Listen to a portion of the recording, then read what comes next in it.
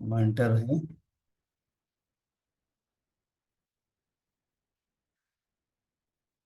बिस्मिल्लाह।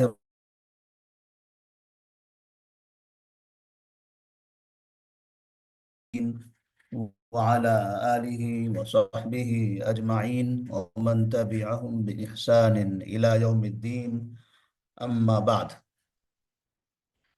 फ़अऊज़ु बिल्लाहि मिनश शैतानिर रजीम। बिस्मिल्लाहिर रहमानिर रहीम। वमा अरसलनाका इल्ला रहमतल लिल आलमीन। तहसीनुस सीरा। नबी करीम सल्लल्लाहु अलैहि वसल्लम की जिंदगी में हम मक्की जिंदगी इंशाअल्लाह मुस्तवा अव्वल के इस पहले मरहले में पढ़ेंगे। आप सल्लल्लाहु अलैहि वसल्लम की जिंदगी को दो हिस्सों में तकसीम किया जाता है। पहला हिस्सा मक्की जिंदगी और दूसरा हिस्सा मदनी जिंदगी, जिसका मतलब ये होता है कि हिजरत से पहले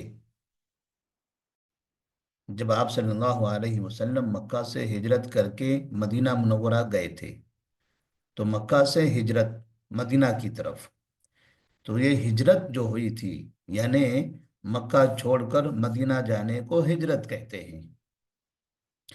तो हिजरत से पहले, मदीना जाने से पहले तक आपकी जिंदगी के जो वाकयात हैं, आपकी जिंदगी में जिस तरह के हादसात पेश आए और जिस तरह से आपने दीन की दावत दावत दी और इस्लाम की नशर व इशाअत फरमाई, ये पूरी जिंदगी को, यहाँ तक कि आपके नबी बनाए जाने से पहले के हालात भी मक्की जिंदगी में शामिल हैं। तो हिजरत से पहले की जिंदगी को मक्की जिंदगी और हिजरत के बाद की जिंदगी को मदनी जिंदगी कहा जाता है। ऐसे ही कुरान मजीद में सूरतों के दो हिस्से किए जाते हैं, एक मक्की सूरा और दूसरा मदनी सूरा।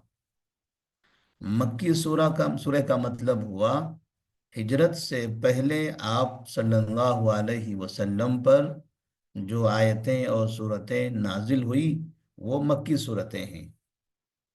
और हिजरत के बाद आप पर जो आयतें और सूरतें नाजिल हुई, उसे मदनी सूरतें कहा जाता है।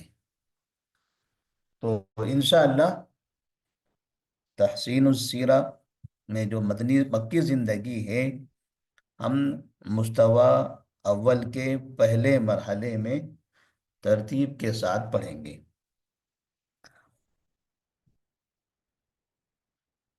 सबसे पहले नबी करीम सल्लल्लाहु अलैहि वसल्लम की जब हम सीरत का मुताला कर रहे हैं, तो हमें ये मालूम होना चाहिए कि सीरत किसको कहते हैं। लफ्ज़ सीरत हमारी जुबान पर आम है, फला ये नबी की सीरत, ये सीरत की किताब, सीरत का मुकाबला, सीरतुन नबी कॉन्फ्रेंस। तो ये सीरत जो लफ्ज़ है, ये लफ्ज़ कसरत से इस्तेमाल किया जाता है। इस लफ्ज़ का मतलब क्या होता है? लफ्ज़ सीरत ये असल में अरबी लफ्ज़ है, जिसको उर्दू में भी इस्तेमाल किया जा रहा है। सीरत असल में सारा यसीरू सैरन, सारा यसीरू सैरन। सारा यसीरू सैरन का माना होता है चलना। अरबी में ये चलने के माने में इस्तेमाल होता है। और कुरानी मजीद के अंदर अल्लाह तबारक व तआला ने फरमाया, सुबहानल्लज़ी अस्रा बिअब्दिही लैलम मिनल मस्जिदिल हराम इलल मस्जिदिल अक्सा। تو لفظ سیرت قرآن مجید میں استعمال ہوا ہے، جس میں لفظ اسرا استعمال ہوا، جس کا معنی ہوتا ہے چلانا، چلانا، لے جانا، کیونکہ نبی کریم صلی اللہ علیہ وسلم کو مکہ سے بیت المقدس لے جایا گیا تھا، من المسجد الحرام الى المسجد الاقصی، مسجد حرام سے مسجد اقصی تک۔ مسجد حرام مکہ میں ہے اور مسجد اقصی فلسطین میں ہے، تو مکہ سے فلسطین تک آپ کو لے جایا گیا، تو کس نے چلایا، کون لے کر گیا آپ کو؟ جبرائیل علیہ السلام لے گئے۔ تو سارا یسیر معنی چلنا ہوتا ہے۔ جب ہم اردو میں لفظ سیرت استعمال کرتے ہیں اور کسی انسان کی طرف منسوب کرتے ہیں کہ یہ فلاں کی سیرت ہے، آپ اچھی سیرت والے ہو، فلاں کی سیرت اچھی نہیں ہے، مطلب یہ ہوتا ہے کہ کسی شخص، کسی انسان کی زندگی، تو جب ہم سیرت کہتے ہیں تو سیرت کا مطلب ہوا کسی شخص کی زندگی، کسی انسان کی زندگی۔ زندگی کا معنی کیسے آیا؟ یعنی زندگی میں وہ کون کون سے راستے پر چلا، کون کون سے اس نے کام کیے، کیا کہا، کون سی کامیابی حاصل کی ہے، کس کس طریقے سے اپنی زندگی کو اس نے کامیاب بنایا ہے، تو اس کی صبح کیسے ہوتی تھی، شام کیسے ہوا کرتی تھی، یہ ساری چیزیں یہ اس کی سیرت میں آتی ہیں۔ اب یہ سیرت ایسی ہے جو کوئی راستہ، کوئی روڈ، یہ اس پر چلنے والی چیز نہیں ہے، انسان کی عملی زندگی۔ تو سیرت کا مطلب پھر یہاں پر انسان کی عملی زندگی ہوا۔ اور سیرت، جیسے ہم کہتے ہیں سیرت تو نبی صلی اللہ علیہ وسلم، تو چونکہ میں نے کہا تھا کہ سیرت یہ عربی لفظ ہے اور عربی کو اس طرح سے گول تا کے ساتھ لکھا جاتا ہے، اردو میں یہ لمبی تا استعمال کرتے ہیں، اور یہ جو گول تا آپ کو دکھائی دے رہی ہے سیرت میں، اس طرح سے عربی میں لکھا جاتا ہے۔ تو عربی لفظ ہے تو اس کی جمع ہے سیر، سیرتن کی جمع سیر، کئی سیرتیں، سیرتن ایک سیرت اور سیر کئی سیرتیں۔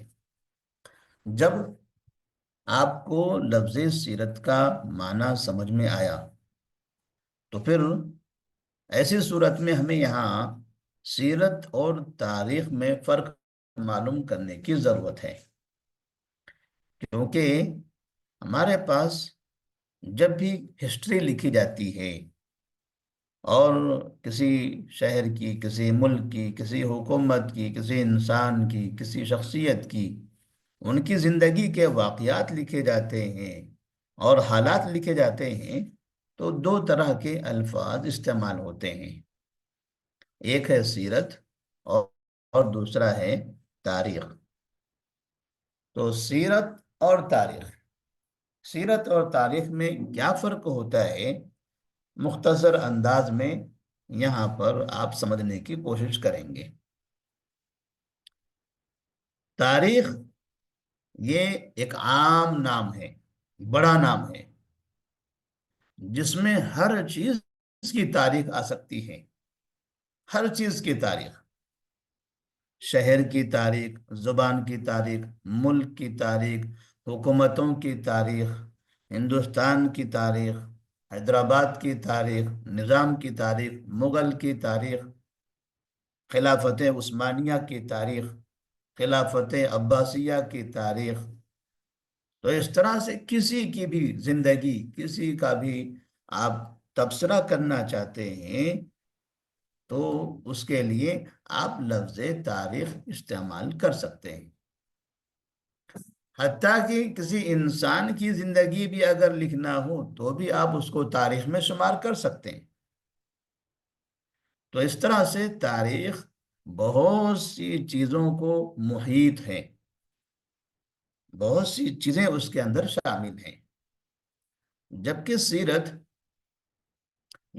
یہ خاص ہے، یہ بہت بڑے معنی کے لیے استعمال نہیں ہوتا، یہ خاص معنی کے لیے استعمال ہوتا ہے۔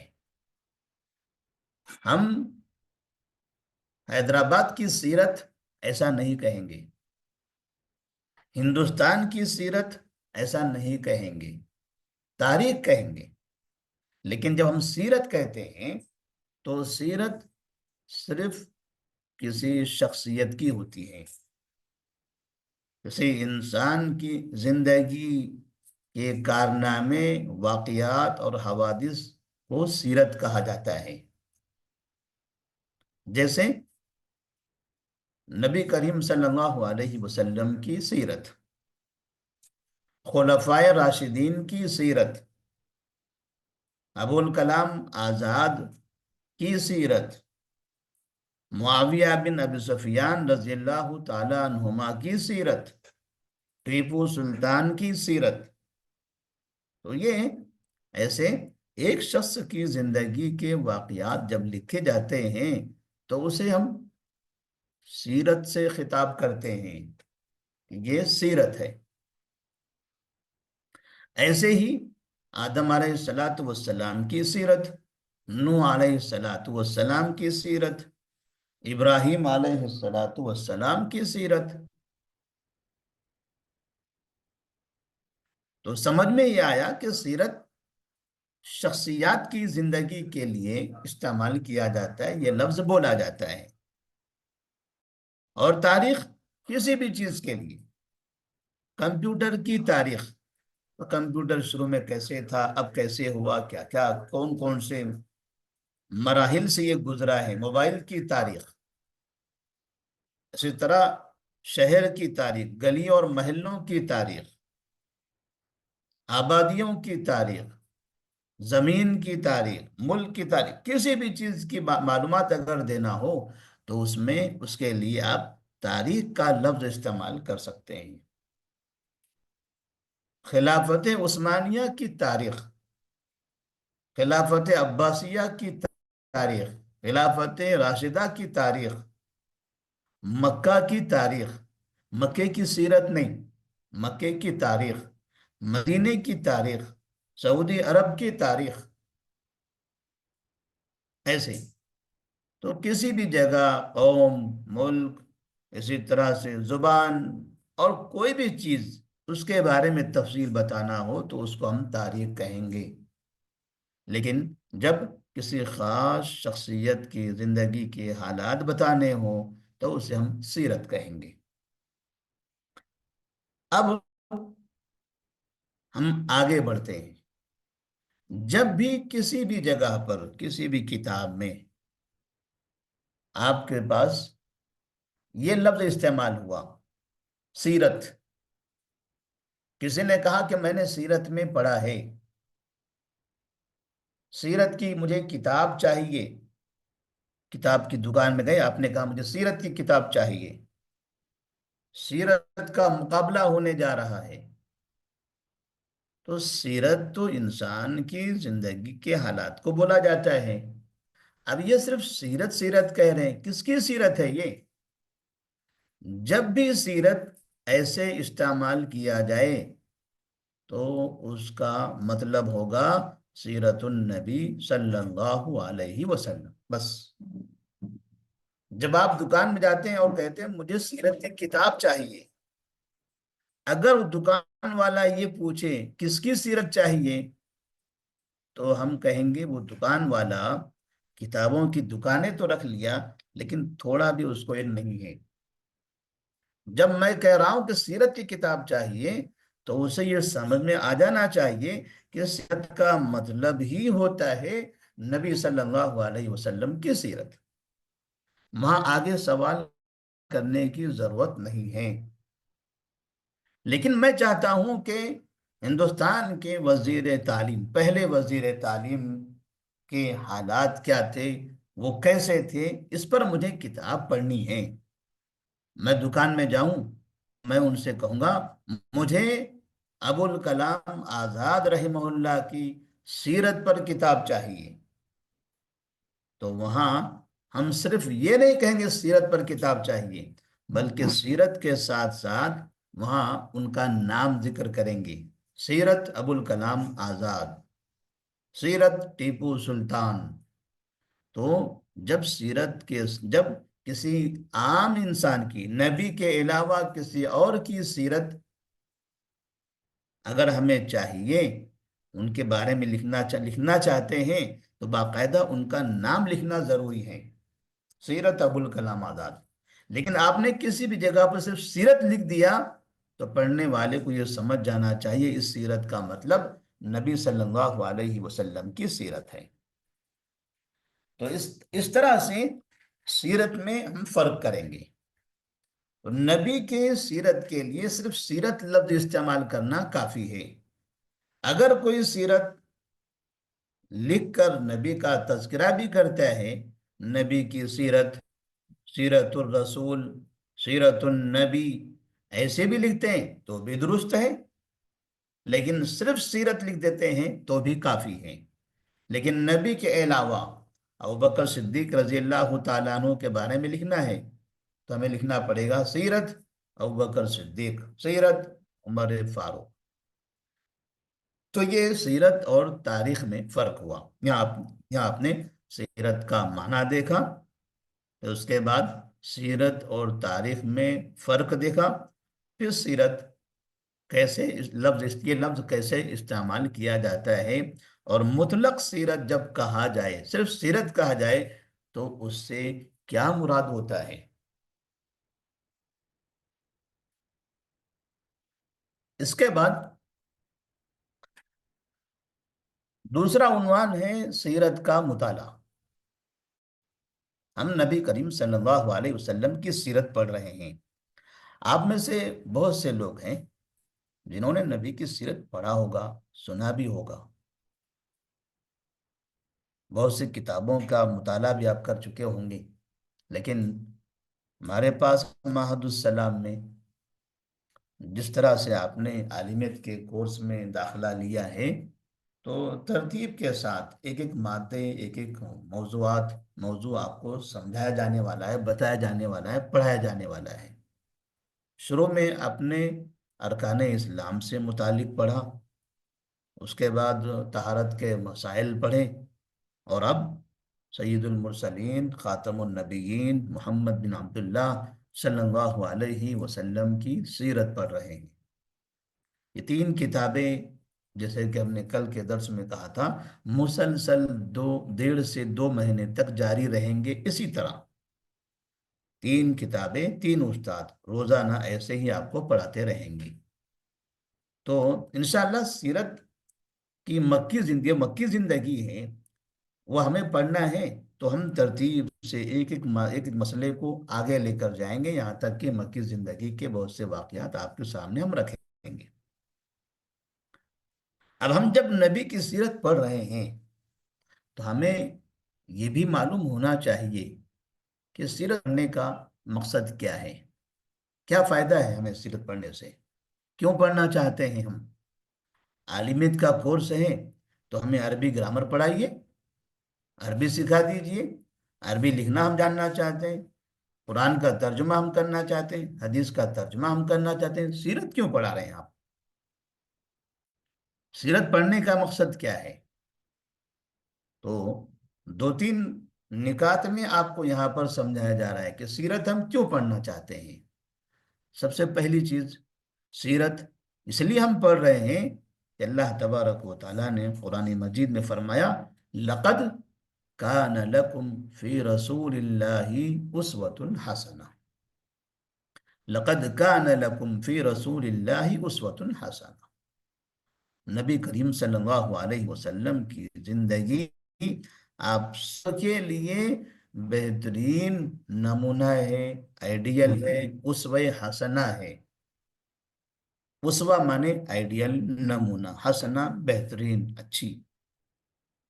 تو آپ صلی اللہ علیہ وسلم کی ہر انسان کے لیے، صرف مسلمان کے لیے نہیں، ہر انسان کے لیے آئیڈیل ہے، ایک نمونہ ہے۔ جیسے ایک انجینئر کوئی نمونہ بناتا ہے، نقشہ بناتا ہے، اور نقشہ بنانے کے بعد مالک مکان اس سے کہتا ہے کہ ٹھیک ہے یہ نقشہ ہے، اب یہ نقشہ مجھے منظور ہے، بالکل ہو بہو اسی طرح کا مجھے گھر چاہیے۔ جب گھر بن کر تیار ہوا، مالک مکان آ کر گھر دیکھے اور ادھر نقشہ دیکھے، پھر ادھر گھر دیکھے، پھر نقشہ دیکھے، تو اسے لگتا ہے کہ گھر نقش پیپر پر تو الگ طریقے سے بنایا ہوا تھا، نقشہ الگ ہے اور زمین پر گھر الگ ہے، پیپر پر نقشہ الگ اور زمین پر گھر الگ، تو کیا وہ یہ کہے گا کہ تم نے ہمارا کام صحیح کیا ہے، تمہیں اس کام کا معاوضہ دینا چاہیے؟ ظاہر سی بات ہے نہیں، وہ اس سے خوش نہیں ہوگا، ناراض ہوگا۔ مطلب یہ کہ پیپر پر جیسے نمونہ بنا ہوا ہے، نقشہ بنا ہوا ہے، آپ سے ہم چاہتے تھے کہ ایسے ہی زمین پر گھر بنا کر دکھائیے، جب بہو بہو اس طرح سے بناؤ گے تو ہم خوش ہوں گے اور آپ کو آپ کا معاوضہ دیں گے۔ بالکل ہو بہو اسی طرح نبی کریم صلی اللہ علیہ وسلم کی زندگی کا پورا نقشہ بنایا ہوا ہے، اور ہر انسان سے کہا جا رہا ہے یہ نقشہ دیکھو اور اس طرح سے اپنے آپ کو بناؤ، یہ نقشہ دیکھو، یہی آپ کی زندگی کے لیے آئیڈیل اور نمونہ ہے، اسی طرح اپنے آپ کو بناؤ۔ جب ایسے ہی اپنے آپ کو بناؤ گے، تب وہ نقشہ جس نے بنایا ہے، وہ رب العالمین، تب وہ آپ سے خوش ہوگا اور آپ کو انعام دے گا جنت کی شکل میں۔ تو جب ہمیں زندگی کے اندر، دنیا کے اندر اس لیے بھیجا گیا ہے کہ ہم اس نقشے کے مطابق اپنی زندگی گزاریں، تب ظاہر سی بات ہے پھر ہمیں معلوم بھی تو ہونا ہے کہ آخر نقشہ ہے تو کیسا۔ نقشہ سامنے ہوگا تو ہم ویسے عمل کر سکیں گے، وہ ہے ہی نہیں، ہمیں دکھایا ہی نہیں گیا، یا نقشہ گنجلک ہے، واضح نہیں ہے، کلیئر نہیں ہے، تو ہم اس طرح کا نمونہ، اس طرح کی زندگی کیسے بنا سکتے ہیں؟ تو ضرور یہ ہے کہ نقشے کے بارے میں، نمونے کے بارے میں اچھی طرح سے جانکاری حاصل ہو، تاکہ اس طرح خود کو بنانے میں آسانی ہو۔ تو سیرت کا جو مطالعہ ہے، سیرت جو ہم پڑھنا چاہتے ہیں، اس کا مقصد یہی ہے کہ ہم نبی کریم صلی اللہ علیہ وسلم نے جس طرح سے زندگی گزاری ہے ویسے زندگی گزار کے دکھائیں۔ تو اللہ نے فرمایا لَقَدْ كَانَ لَكُمْ فِي رَسُولِ اللَّهِ أُسْوَةٌ حَسَنَةٌ۔ دوسری بات، نبی کریم صلی اللہ علیہ وسلم کی سیرت ہم اس لیے پڑھنا چاہتے ہیں کہ اللہ تبارک و تعالیٰ نے ہمیں آپ کی طرح اللہ کی عبادت کرنے کا حکم دیا ہے۔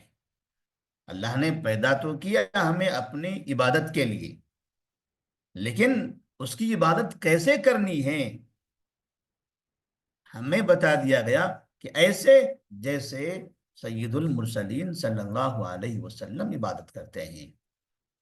اسی لیے آپ نے ایک مرتبہ نماز پڑھ کر کہا تھا صلو کما رأیتمونی اصلی، صلو کما رأیتمونی اصلی، تم نماز ایسے پڑھو جیسے مجھے پڑھتے ہوئے دیکھتے ہو۔ نماز کیا ہے؟ اللہ کی عبادت، یعنی اللہ کی عبادت ایسے کرو جیسے مجھے کرتے ہوئے دیکھتے ہو۔ دیکھنا کیا ہے؟ یہ نمونہ، یہ نقشہ ہے۔ نبی نے رکوع کیسے کیا، سجدہ کیسے کیا، قیام کیسے کیا، تشہد کیسے کیا، کیا کیا چیزیں اس میں پڑھی ہیں، یہ ہے نمونہ، یہ آئیڈیل۔ تو جب عبادت، اللہ کی عبادت کے لیے ہمیں پیدا کیا گیا ہے، تو ظاہر سے بات ہے پھر عبادت کا طریقہ ہمیں معلوم ہونا ہے، اور عبادت کا طریقہ ہم کہاں سے لائیں گے؟ کون سی دکان میں ملتا ہے؟ کون سے بازار میں فروخت ہوتا ہے؟ تو یہ معلوم ہونا چاہیے جو لوگ عبادت کا طریقہ بازاروں سے دکانوں سے خریدتے ہیں انہیں صحیح عبادت نہیں ملتی، وہ بدعت و خرافات میں شرک میں مبتلا ہوتے رہتے ہیں، کیونکہ بازار دھوکے والا ہے، ہر شخص الگ الگ طرح کی چیزیں بیچ رہا ہے، ہر شخص نقلی مال لا کر اصلی بتا بتا کر فروخت کر رہا ہوتا ہے، لے جانے والا لے جاتا ہے، چند دنوں بعد پتہ چلتا ہے کہ اس میں ہمیں دھوکا ہو گیا۔ تو یہ بازار میں ملنے والی چیز نہیں ہے۔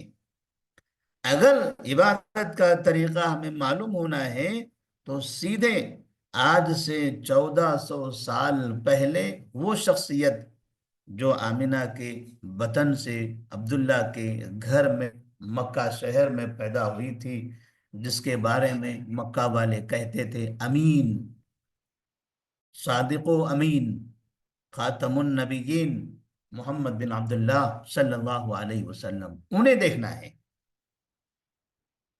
جیسی وہ عبادت کرتے تھے ویسے ہمیں عبادت کرنی ہے، ان کا جو طریقہ عبادت ہے وہی ہمارے لیے دنیا و آخرت میں کامیاب بنانے والا ہے۔ اس کے علاوہ ادھر ادھر جن لوگوں نے یہاں سے وہاں سے عبادتوں کے طریقے جمع کیے ہیں، آپ دیکھ لیجیے ان سب کو کس کس طرح کی برائیوں میں، بدعت و خرافات میں اور بیکار چیزوں میں وہ مشغول ہو گئے۔ ان سے پوچھا جائے آپ یہ عبادت کس لیے کر رہے ہو تو کہتے ہیں ہمارے فلاں بڑے نے کیا تھا۔ اب جو بڑا اس کا ہے ضروری نہیں ہے کہ وہی بڑا کسی دوسرے کا بھی ہو۔ دوسرے سے پوچھئے آپ ایسا کیوں کر رہے ہو، وہ کہتے ہیں میرے فلاں بڑے نے کیا۔ ہم اس کے بڑے کو دیکھیں، اس کے بڑے کو دیکھیں، اس کا بڑا الگ ہے، اس کا بڑا الگ ہے۔ ظاہر سی بات ہے جب دو بڑے الگ الگ ہو گئے تو پھر یہ دونوں کی عبادتوں کے طریقے بھی الگ الگ ہو جائیں گے، پھر یہ لڑ پڑیں گے آپس میں۔ جب دونوں کا آمنا سامنا ہوگا دونوں لڑیں گے، یہ الگ عبادت کرے گا، وہ الگ عبادت کرے گا، وہ کہے گا میرے بڑے کی صحیح ہے، وہ کہے گا میرے بڑے کی صحیح ہے۔ تو ہمیں یہاں پر یہ بتایا جانا ہے کہ آپ کا بڑا اور آپ کا، ان سب کو چھوڑ دیجئے، ان سب کے جو بڑے تھے جن کو اللہ نے سب کا سب سے بڑا بنایا تھا وہ ہے امام الانبیاء، انبیاء کے امام، بس محمد صلی اللہ علیہ وسلم۔ ان کو دیکھیے انہوں نے عبادت کیسے کیا تھا۔ تو سیرت پڑھنے سے ہمیں اس بات کی تربیت دی جاتی ہے کہ نبی کریم صلی اللہ علیہ وسلم کی عبادتوں کو دیکھیں، اس طرح سے اپنی زندگی میں عبادت کریں۔ اسے چھوڑ کر ہم ادھر ادھر دائیں بائیں آگے پیچھے دیکھتے رہیں گے، 10 بڑوں کو تلاش کریں گے یا ان بڑوں کے پیچھے پھرتے رہیں گے، اور سب سے بڑے جو خاتم النبیین ہیں انہیں نہیں دیکھیں گے، انہوں نے عبادت کیسے کیا کبھی وہ جاننے کی کوشش نہیں کریں گے، تو رب کے دربار میں ہم کیا جواب دیں گے؟ اللہ ہم سے کہے گا کہ میں نے تمہیں عبادت کے لیے بھیجا تھا، اور ہم کہیں گے ہاں ہم نے عبادت کیا ہے۔ کہا کیسے کیا؟ کہا ایسے کیا، ایسے کیا، فلاں بڑے کی طرح کیا۔ اللہ کہے گا نہیں، میں نے ان بڑوں کو آئیڈیل نہیں بنایا تھا، میں نے آئیڈیل بنایا تھا لقد کان لکم فی رسول اللہ اسوۃ حسنہ، نبی صلی اللہ علیہ وسلم کو، آمینہ کے لال محمد بن عبداللہ کو بنایا تھا، اس کی طرح عبادت تمہیں کرنی چاہیے تھی۔ تو پتا چلے گا عبادت تو بہت کیا مگر سب برباد ہو گیا۔ عاملۃ ناصبہ تصلی نارا حامیہ، عمل کر کر کے تھک گئے ہوں گے لیکن نتیجہ کیا ہوگا؟ جہنم۔ تو ہمیں، ہمارے لیے پابندی ہے، فرض ہے، ضروری ہے کہ عبادت اللہ کی کرنی ہے، عبادت کے بغیر کوئی چارہ نہیں ہے، اور ساتھ میں عبادت بھی نبی کے طریقے کے مطابق کرنی ہے۔ تو کیوں نہ ہم نبی کا طریقہ پڑھیں، نبی کی سیرت کا مطالعہ کریں۔ اس اعتبار سے نبی کی سیرت پڑھنا ہم سب کے لیے فرض ہے، ضروری ہے۔ اور پھر تیسری بات کہ نبی کریم صلی اللہ علیہ وسلم کو تو اللہ تبارک و تعالیٰ نے پیغمبر بنایا، ساری دنیا کے انسانوں کا معلم معلم اور استاد بنایا، رہنما اور رہبر بنایا۔ یہ پوری دنیا شاگردوں کی ہے، اور وہ اکیلے ان سب کے استاد اور معلم ہیں۔ پوری دنیا کو اس اکیلے استاد اور معلم سے سیکھنا ہے، یہ باقاعدہ پابند کر دیا گیا اللہ تبارک و تعالیٰ کی طرف سے کہ اس استاد کے علاوہ کسی اور استاد سے آپ کو سیکھنا نہیں ہے۔ اسے کس نے سکھایا؟ جبرائیل علیہ السلام نے۔ اس لیے جب نبی کا معلم کون ہے جب پوچھا جائے تو کہتے ہیں جبرائیل علیہ السلام، کیونکہ اللہ کا پیغام نبی تک لانے میں جو واسطہ تھا، واسطہ جبرائیل علیہ السلام کا تھا۔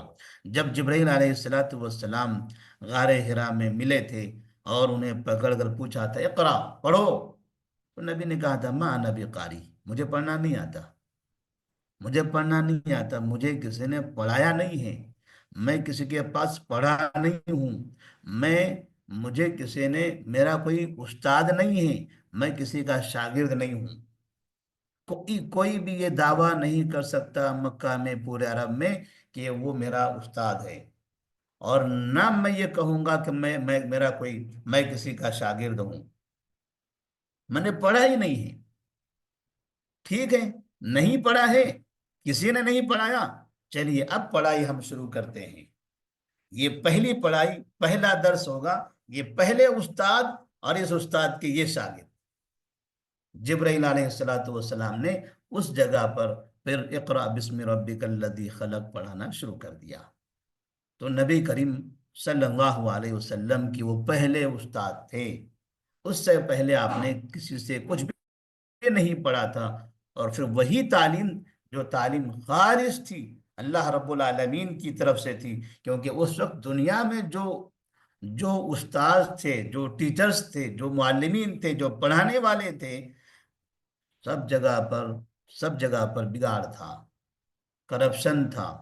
پڑھاتے تو ضرور تھے مگر غلط طریقے سے، غلط باتیں، کوئی شرک پڑھا رہا تھا، کوئی بدعات پڑھا رہا تھا، کوئی جانوروں کی عبادت پڑھا رہا تھا، کوئی پتھروں اور درختوں کی عبادت پڑھاتا تھا، اور کوئی اس طرح ہاتھ اور پیر دیکھنے اور نہ جانے کون کون سی چیزیں لوگوں کو پڑھاتا تھا۔ وہ پڑھنے پڑھانے سے آپ محفوظ تھے، آپ نے اقرأ بسم ربک الذی خلق سے پڑھنا شروع کیا، اور پھر آپ سے کہہ دیا گیا کہ اب آپ نے پڑھ لیا ہے، لہذا آپ ہی ہو جو اب اس دنیا میں صحیح استاد ہو۔ آپ کے علاوہ جتنے یہاں اساتذہ ہیں، جتنے معلمین پڑھانے والے، سب غلط ہیں، کسی کی تعلیم کا کوئی اعتبار نہیں ہوگا۔ اور وہاں سے سید المرسلین صلی اللہ علیہ وسلم نے پڑھانا شروع کیا، پھر آپ کے صحابہ تیار ہوئے، پھر آپ نے صحابہ سے کہا میرے بعد قوم کے استاد تم ہو، لہذا تم کو پڑھانا ہے، یہ اب تمہاری ذمہ داری ہے۔ پھر صحابہ رضی اللہ تعالیٰ عنہم نے پڑھانا شروع کیا، تابعین تیار ہوئے، تابعین سے کہا گیا ہمارے بعد اب آپ لوگ ہیں جو پوری دنیا کو پڑھو گے۔ تابعین نے پڑھانا شروع کیا، تب تابعین تیار ہوئے، اور یہ سلسلہ چلا آ رہا ہے، اور آج تک یہ جاری ہے اور قیامت تک چلتا رہے گا۔ تو یہ تعلیم حاصل کرنے، تعلیم دینے کا ایک سلسلہ ہے جس کی ابتدا ہوئی تھی نبی کریم صلی اللہ علیہ وسلم کے اس غار حرا کے واقعے سے۔ تو اللہ تبارک و تعالیٰ نے جب آپ کو پیغمبر بنایا، اللہ کا پیغام انسانوں تک پہنچانے والا بنایا ہے، تو ظاہر سے بات ہے اللہ کا پیغام اس نبی کے علاوہ کسی اور کے پاس سے نہیں مل سکتا۔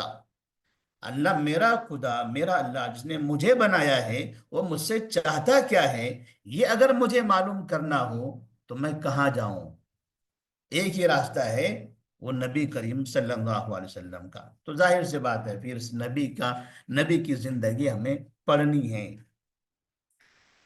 اور جب بھی ہم سیرت پڑھتے ہیں، سیرت پڑھتے ہوئے نبی کا نام بار بار آتا ہے، تب ہماری ذمہ داری کیا ہوتی ہے؟ ایک شاگرد اپنے استاد کے لیے دل میں ہمدردی رکھتا ہے، ان کے لیے دعائیں کرتا ہے کہ آپ کی وجہ سے ہمیں یہ علم سیکھنا نصیب ہوا ہے، آپ کی وجہ سے ہم اس صحیح راستے پر آئے ہیں، لہذا ہم آپ کو دل سے دعائیں دیتے ہیں۔ تو نبی نے فرمایا من صلی علیہ واحدتن صلی اللہ علیہ بہا عشرا، ٹھیک ہے، ٹھیک ہے، آپ میرے لیے دعا کرو گے، اللہ تبارک و تعالی آپ پر 10 مرتبہ رحمتیں نازل کرے گا، 10 مرتبہ رحمتیں نازل کرے گا۔ تو نبی کریم صلی اللہ علیہ وسلم نے یہ اعلان کر دیا کہ اب میرے بعد دنیا میں جتنے لوگ آئیں گے ان سب کا سلسلے تعلیم یہ مجھ سے ہوگا، یہ میں نے جو تعلیم دی ہے اس سلسلے سے جو تعلیم حاصل کریں گے، اور جب وہ میرے لیے دعا کریں گے تو اللہ رب العالمین ان پر اپنی رحمتیں نازل کرے گا۔ آپ نے فرمایا من صلی علیہ واحدتن، جو مجھ پر ایک بار درود پڑے اللہ تبارک و تعالی اس پر 10 مرتبہ رحمتیں نازل فرمانے والا ہے۔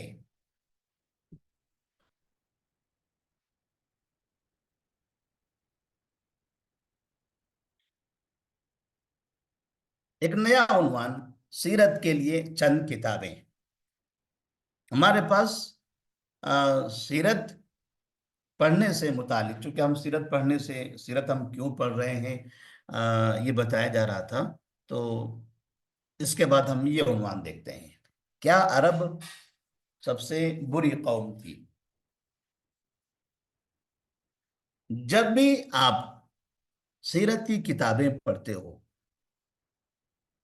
یا کسی جگہ پر مکے کی زندگی، مکے کا حال بتایا جاتا ہے کہ نبی کریم صلی اللہ علیہ وسلم جب پیدا ہوئے تھے تو مکہ کیسے تھا، مکہ کے لوگ کیسے تھے، تو ہمیشہ آپ یہ سنیں گے کہ مکہ بہت برا تھا، مکہ کے لوگ بہت برے تھے، دنیا کے سب سے بدترین لوگ تھے، بہت زیادہ شرک میں مبتلا تھے، بہت زیادہ لڑتے جھگڑتے تھے، بہت شراب پیتے تھے، بہت بے حیائی کے کام کرتے تھے۔ نبی صلی اللہ علیہ وسلم آئے اور انہوں نے ان سب کو ان برائیوں سے محفوظ کر لیا، بچا لیا، دور کر دیا۔ یہی ہم ہمیشہ پڑھتے رہتے ہیں، یہی ہمیں بتایا جاتا ہے کہ سب سے برے لوگ تھے عرب میں، ایسی برائی تھی، ویسی برائی تھی، فلاں برائی تھی، الگ الگ طرح کی برائیوں کا تذکرہ کیا جاتا ہے۔ تو ایک طرف وہ لوگ جو اپنے قلم سے یہ لکھتے ہیں کہ دنیا کے سب سے برے لوگ عرب تھے، بہت زیادہ برائیاں تھیں، اور اپنی زبان سے بولتے بھی ہیں مساجد میں، مدارس میں، کانفرنس میں، کہ وہ سب سے بدترین لوگ تھے۔ تو دوسری طرف ہمیں یہ دیکھنا چاہیے کہ اس قوم کے درمیان میں جس شخص کی پیدائش ہوئی وہ اپنی اس قوم کے بارے میں کیا پیغام دیتے ہیں۔ میں نے مکے کی وہ زمین نہیں دیکھی جس زمین پر وہ 1400 سال پہلے کے لوگ آباد ہوا کرتے تھے، میں نے ان لوگوں سے ملاقاتیں نہیں کی ہیں، میں نے انہیں دیکھا نہیں ہے، میں نے انہیں سنا نہیں ہے، لیکن میں برابر یہ کہتا جا رہا ہوں کہ وہ سب سے بدترین لوگ تھے، سب سے برے تھے۔ ہمارا بچہ بچہ بھی یہی کہہ رہا ہے۔ تو ہمیں ایسی صورت میں یہ معلوم کر لینا چاہیے کہ جس نے ان سب کو دیکھا تھا، ان سب کو سنا تھا، وہ اس قوم کے بارے میں کیا کہتا ہے۔ ایک حدیث میں نے یہاں پر سامنے رکھی ہے، حدیث کیسے ہے؟ عن ابن عباس رضی اللہ تعالی عنہما قال قال النبی صلی اللہ علیہ وسلم ان اللہ خلق الخلق فجعلنی من خیر فرقهم وخیر الفریقین ثم خیر القبائل فجعلنی من خیر القبیلتی ثم خیر البیوت فجعلنی من خیر بیوتہم فانا خیرہم نفسا وخیرہم بیتا۔ امام ترمذی رحمہ اللہ نے اپنی کتاب جامع ترمذی میں اس حدیث کو نقل کیا ہے۔ علامہ البانی رحمہ اللہ نے اس حدیث کو حسن قرار دیا ہے۔ دیکھتے ہیں کہ نبی جس قوم میں، جس شہر میں پیدا ہوئے تھے، نبی اس قوم کے بارے میں کیا بتا رہے ہیں کہ وہ دنیا کی کیسی قوم تھی۔ آپ فرماتے ہیں اللہ تبارک و تعالیٰ نے ان اللہ خلق الخلق، مخلوق کو پیدا کیا، فجعلنی من خیر فرقہم، اس مخلوق میں یعنی انسانوں میں، ان انسانوں میں سب سے بہترین جو انسان تھے، اچھے جو انسان تھے، ان میں مجھے بنایا۔ ثم خیر القبائل وجعلنی من خیر القبیلتی، پھر اب وہ جو اچھے لوگ تھے، اب یہ اچھے لوگ کون تھے؟ یہ عرب تھے۔ پھر ان عربوں میں جو الگ الگ قبیلے تھے، ان قبائل میں سب سے بہترین قبیلہ جو تھا، اس میں مجھے پیدا کیا۔ اب قبیلے کے اندر بہت سے گھرانے ہوتے ہیں۔ ثم خیر بیوت فجعلنی من خیر بیوتہم، پھر اس قبیلے میں جو سب سے بہترین خاندان تھا، بہترین گھرانہ تھا، اس گھرانے میں مجھے بنایا، مجھے پیدا کیا۔ فَأَنَا خَيْرُهُمْ نَفْسًا وَخَيْرُهُمْ بَيْتًا، لہذا میں ان سب میں سب سے اچھا انسان اور سب سے اچھا گھرانے والا ہوں۔ مطلب یہ ہوا کہ آپ صلی اللہ علیہ وسلم دنیا کی تمام قوموں میں سب سے اچھی قوم میں پیدا ہوئے۔ دنیا میں کئی قومیں ہیں، عرب، فارس اور رومی اور نہ جانے کون کون سی، حبشی، ہر طرح کی جو قومیں ہیں، الگ الگ زبان بولنے والے، الگ الگ علاقوں میں رہنے والے، ان تمام قوموں میں سب سے بہترین قوم کے اندر مجھے پیدا کیا گیا۔ وہ قوم کون سی تھی؟ عرب قوم تھی۔ تو یہاں سے شروعات ہوتی ہے، نبی عرب کی تعریف کر رہے ہیں۔ دنیا میں جتنی قومیں ہیں، تمام قوموں میں عرب سب سے اچھی قوم۔ پھر اس عرب میں سب سے اچھا جو قبیلہ تھا، قریش، اللہ نے مجھے اس قبیلے کے اندر پیدا کیا۔ پھر قریش میں جتنے خاندان اور گھرانے تھے، اس میں مجھے ہاشمی گھرانے کے اندر جو سب سے اچھا گھرانہ تھا، اس کے اندر پیدا کیا۔ پھر ہاشمی گھرانے کے اندر جو سب سے اچھا گھر تھا، سب سے اچھا گھر، وہ عبداللہ اور آمینہ کا گھر، اس گھر میں مجھے میری پیدائش ہوئی۔ نبی صلی اللہ علیہ وسلم تو صاف بتا رہے ہیں کہ دنیا کے سب سے اچھے لوگ اس زمانے میں بھی، نبی کے پیدا ہونے سے بہت پہلے بھی، یہ عرب دنیا کے سب سے اچھے لوگ تھے۔ جس وقت نبی آئے تب بھی یہ دنیا کے سب سے اچھے لوگ تھے، اور اس اچھی قوم میں، اچھے قبیلے میں، اچھے علاقے میں، اچھے لوگوں میں آپ صلی اللہ علیہ وسلم کی پیدائش ہوئی ہے۔ آپ کی قوم دنیا کی بدترین قوم نہیں ہے، آپ کا قبیلہ دنیا کا بدترین قبیلہ نہیں ہے، آپ کا علاقہ دنیا کا بدترین علاقہ نہیں ہے، جیسا جیسا کہ بعض لوگ سیرت بیان کرتے ہوئے یا تقریریں کرتے ہوئے یہ باتیں کہتے ہیں کہ بہت برے تھے، بہت برے تھے، دنیا کے سب سے بدترین لوگ تھے، نبی وہاں پر آئے۔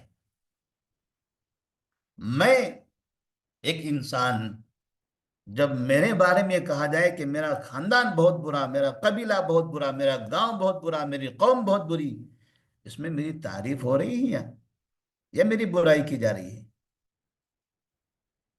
یہ تعریف کیسے ہو سکتی ہے؟ ایک آدمی کو اچھا کہا جا رہا ہے اور باقی ان کے پیچھے جتنے لوگ ہیں سب کو دنیا کا سب سے بدتر بتایا جا رہا ہے۔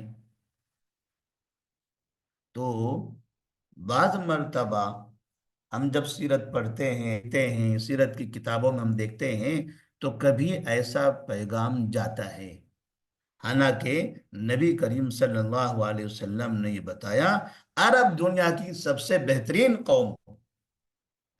اور ابھی ابھی بھی بہت سے لوگ، بڑے بڑے لوگ جو یوٹیوب پر معروف ہیں، وہ آج بھی عربوں کو سب سے برا مانتے ہیں۔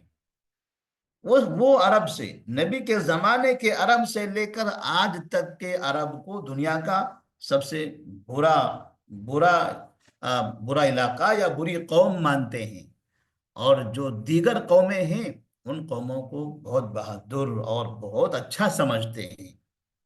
یہ کئی طرح کی برائیاں جنم دیتا ہے، یہ افکار کی خرابی ہے، یہ عرب سے دشمنی ہے، عرب سے نفرت کا اظہار ہے، کیونکہ نبی عرب تھے۔ اور سب سے زیادہ یہ اس کی جو شروعات ہوئی ہے عرب سے نفرت، وہ یہودیوں سے۔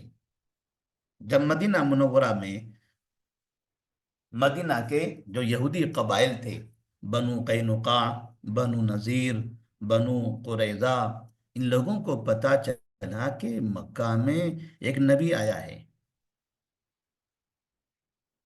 ان کو اپنی کتابوں میں لکھا ہوا ملا تھا، یہ جانتے تھے کہ ایک نبی آنے والے ہیں، اور ان سے کہا جاتا تھا ان کی اس کتاب کے اندر کہ نبی آئیں گے، آپ کو اس پر ایمان لانا ہے۔ وہ تیار بھی تھے، نبی آئیں گے تو ہم ایمان لائیں گے، لیکن وہ یہ چاہتے تھے کہ نبی ہمارے درمیان سے آئیں۔ جب نبی کریم صلی اللہ علیہ وسلم نے اپنی نبوت کا اعلان کیا اور وہ خبریں جب یہودیوں تک پہنچی، یہودی اس بات پر اعتراض کرنے لگے کہ یہ نبی آیا تو عرب میں کیوں آیا؟ عرب میں کیوں آیا؟ عرب میں نہیں آنا چاہیے تھا، ہم میں آنا چاہیے تھا۔ ہم عرب کو نہیں مانتے، عرب کے نبی کو بھی نہیں مانتے۔ اس لیے آپ دیکھیں کہ جب آپ صلی اللہ علیہ وسلم مدینہ آئے، مدینہ کے تقریباً کفار مسلمان ہو گئے، تقریباً کفار مسلمان ہو گئے، جو شرک کرنے والے کافرین تھے وہ سب کے سب مسلمان ہو گئے، سوائے یہودیوں کے۔ جو وہاں یہودی ہوا کرتے تھے وہ مسلمان نہیں ہوئے، چند کے علاوہ وہ سب کے سب اپنی یہودیت پر باقی رہے، جبکہ کفار اور مشرکین سے زیادہ انہیں یقین تھا، ان کا ایمان تھا کہ نبی آنے والے ہیں اور ان پر ایمان لانا ہے۔ اس کے باوجود بھی وہ ایمان نہیں لائے، کیونکہ انہیں دشمنی تھی عرب سے، اور اس عرب سے دشمنی کے نام پر وہ تعصب جو انہوں نے اپنے دلوں میں پال رکھا تھا، اس کی وجہ سے وہ اس دنیا کے سب سے بدترین قوم بن گئے۔ آج بھی آپ دیکھیں کتنے مسلمان ہیں جو عربوں سے نفرت کرتے ہیں، اور انہیں محبت کن سے ہے؟ صحابہ کے دشمنوں سے۔ جتنے لوگوں کو آپ دیکھیں گے عربوں سے نفرت کی باتیں، دشمنی کی باتیں کرتے ہیں، وہ اکثر ایران، جو صحابہ کا دشمن ملک ہے، اس سے محبت کا اظہار کرتے ہیں۔ تو سیرت النبی صلی اللہ علیہ وسلم جو ہم پڑھتے ہیں تو ہمیں یہ معلوم ہونا چاہیے کہ نبی کریم صلی اللہ علیہ وسلم سید المرسلین ہیں، لیکن آپ کا گھرانہ بھی سب سے اچھا گھرانہ، آپ کا قبیلہ بھی دنیا کا سب سے اچھا قبیلہ، آپ کی قوم بھی دنیا کی سب سے اچھی قوم۔ اور یہ کون کہہ رہا ہے؟ یہ صادق و امین سید المرسلین خود اپنی زبان سے کہہ رہے ہیں، جیسا کہ آپ کو اسکرین پر حدیث کی شکل میں نظر آ رہا ہے۔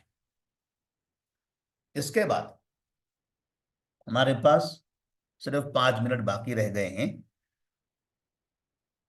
اسی کو اور تھوڑا سا آگے بڑھاتے ہوئے ہم نے ایک عنوان بنایا ہے، سیرت میں بعض مرتبہ عرب کی غلط تصویر کشی۔